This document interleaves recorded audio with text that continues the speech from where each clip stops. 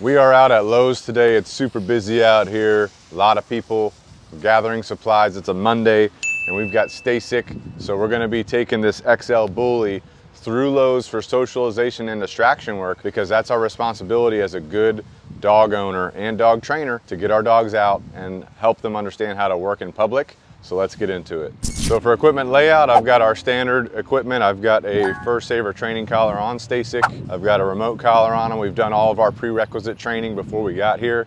I've got a 6-foot leather leash. I've got a bait bag with food rewards in it, and that's all we got today. So I will put links to all these in the description below so you can check them out if you guys are wanting to use some of the same equipment that we use.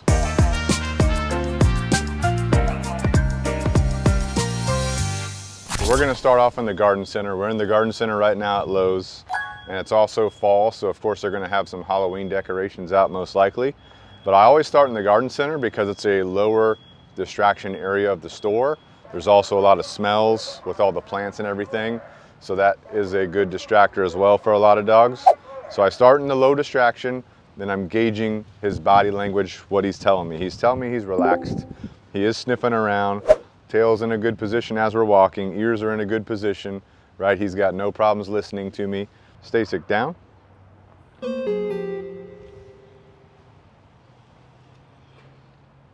No. Good. So just like if we were at our normal training area or our house, if we ask our dog to do something and they don't do it, at this point in training, we're going to say no and follow up with a effective correction for them. So when I asked him to go down, he didn't go down. I said no. I gave a little bump on the remote collar, and then he went right down. If you need to learn about the remote collar and how to use it with your dog, I'll put a link in the description below to where you can watch our remote collar video. So I've got him in a down. He is paying attention to some people, moving some things around. I'm also going to be staying out of people's way. So if people are trying to use the area that I'm using right now, I'll just get him up and get out of their way, okay? Now with that being said, I am looking at eye contact, right? So if I've got him in a down stay, hey, how's it going? Stay Sick, come. Good. Stay Sick, heel. Oh yeah, he's a big boy. He's a big boy. Stay Sick, sit. Good. Stay Sick, down. Good. So whenever I'm working, and no matter where I go, whether it's a low distraction or a higher distraction, I'm always gauging the eye contact, right? So if he's looking at me, that's when I'll use my high value food rewards. But if he doesn't look at me, that's okay. I'll just let him make that decision on his own, because it's always best for him to make the decision to look at me versus me begging him to look at me. Good. Also, just a quick body language check. If we look at the way that he's holding his hips, we know that he's squared up on his hips versus relaxed. He was relaxed a little bit earlier. So that just tells us that he's not 100% relaxed, but he's still doing what he's supposed to be doing. So we don't need to take any action on that other than continuing sessions like this when we can. All right, Stay Sick, come. Stay Sick, heel. Let's go ahead and walk through the store.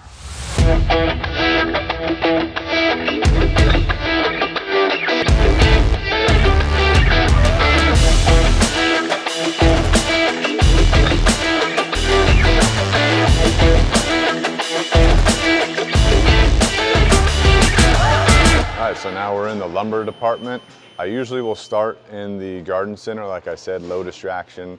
We'll do a little assessment down there, walk through the store. I usually come through the middle aisle of the store all the way down to lumber section. As I'm coming down here, good, I'm noticing that he's giving me some eye contact, so I'm gonna go ahead and reward him while I'm talking to you. I like coming to the lumber because it's usually louder down here. We got forklifts going, we got scissor lifts going, we got the shopping carts that make a lot of noise, people loading up lumber, offloading lumber.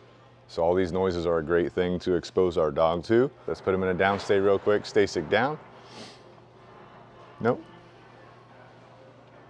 Good. Stay Sick, stay. Okay, so we got him in a down stay. I'm comfortable putting his leash down right next to him. Again, if I'm in the way of somebody, I'm gonna get out of their way, all right? But we're also looking at his body language. Notice how he's squared up, just like we were talking about earlier, not really relaxed. Good. Again, nothing wrong with that, but we're just paying attention to that when we're out and about. Now, if you have a lot of time, you could just chill in this section or chill in another section and wait for your dog to show some relaxation, or you could just do repetitious sessions until you start seeing them relax more and more whenever you come out to a place like this. So we've done pretty good here. We've been here for a couple minutes. Let's go ahead and get moving again. Stay sick free. Stay sick heel. Yep, good.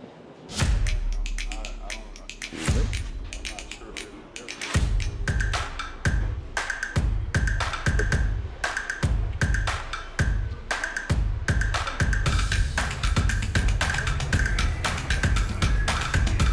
Good. So walking through the store, I noticed a couple things that I was doing. First of all, we walked past one person and Stacy kind of went out to sniff them. So I saw that, I said no, I gave a bump on the e-collar. He came right back to good position, which is exactly what we want to be seeing, which means that our e-collar work has been great. The next thing I noticed is we had to maneuver through the crowd. After that one correction, he stayed very good into a proper walking position with me, didn't really try to reach out and sniff other people. We walked past some holiday decorations. I think it was a Christmas decoration where it was like a moving Yeti or something like that, and he was a little bit nervous with that, but he did stay in good position.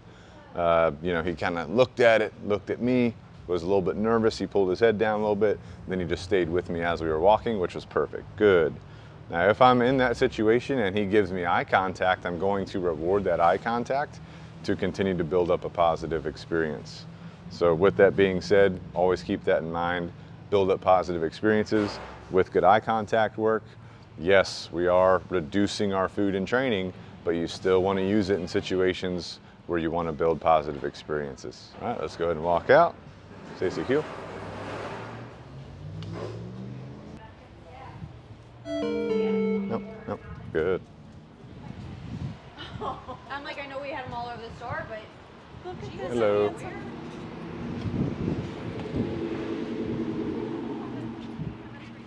If you got one, we'll see you. Oh, you got one? Yes. Come on, Stacey. His name's Stasic. What's his name? Stasic. Stasic. Mm-hmm. Are you the most handsome puppy? He likes treats, so there you go. Oh, you got some bacon on you. That's a good treat right there. It's Ducky. Okay, there you go. Oh yeah, you like that. Good boy. Well, thank you very much. He is a hot. Yeah, he is. Yeah. Come on, buddy. Thank you. So he's gonna let him finish this. Yeah, thanks. Have a good one. I will. Come on, Stacy.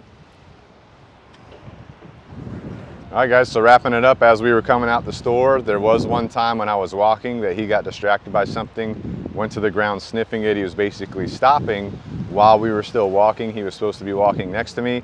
So again, I said no, gave a correction for that. He immediately came to good position, and then we just carried on our way.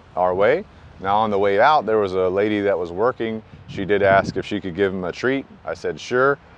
I know that he's good with people. If you don't know if your dog's good with people, maybe not do that. You're gonna have to make a judgment call. But then she gave him a treat. She got down on the ground, you know, with him, hugged him a little bit. All this could trigger dogs that are not comfortable with people or don't like dominant type signals from people. So you do have to be careful about that, but he did great, no problem. And then we moved out of the store after that. So that's my general routine. If I go to a hardware store like Home Depot or Lowe's, start off at that low distraction garden center, move through the store to the heavy distraction lumber section, and I always exit by coming through the front aisles by the cash registers because there's a lot of foot traffic coming to and from the store and those cash register areas. So I like getting through all that traffic, and then I exit out the garden center again. Now, obviously, if you have things to buy, I would just grab them and buy them as you go, and then check out with your dog, and then go out from there, all right? But that's a great session right there. Things that I want to work on a little bit more, making sure we're getting some good eye contact while we're walking, which I'll do that with our eye contact drills, and I'll put a link in the description below to a video where you can watch that if you want.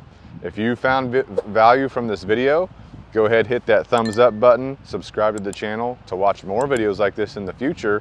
And if you need help with your dog training and want to work with our team, we'd be honored to work with you. So go to the link below in the description and contact us via that link. And I hope we get the chance to work together. And again, if you want to learn how to do these prerequisite training that you need to do with your dog, start with the dog training basics, which are in this video right here. I'll see you there.